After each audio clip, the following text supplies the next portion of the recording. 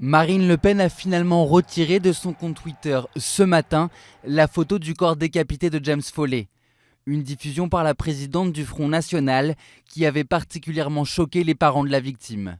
Le parquet de Nanterre a ouvert une enquête préliminaire pour diffusion d'images violentes. C'est la fin d'un faux suspense. La justice interne de la FIFA auditionne en ce moment son président suspendu, Joseph Blatter.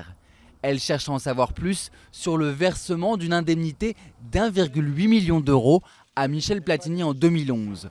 Les deux hommes risquent leur radiation du monde du football. En Belgique, le parquet affirme qu'aucune preuve ne vient étayer la thèse de la RTBF. La télévision belge affirme que Salah Abdeslam, l'un des suspects des attentats du 13 novembre en France, a peut-être échappé à la police belge 2 jours après les attaques à Paris et Saint-Denis.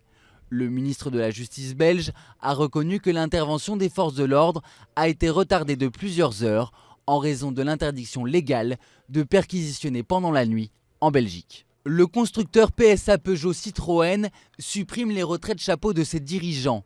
Cette enveloppe que reçoivent les grands patrons quand ils s'en vont sera désormais versée aux salariés de manière annuelle et en fonction des résultats de l'entreprise. Ce nouveau dispositif va permettre de redistribuer cette année près de 34 millions d'euros, soit une prime de 450 € brut par personne. Les premiers skieurs sont bien là et la neige aussi.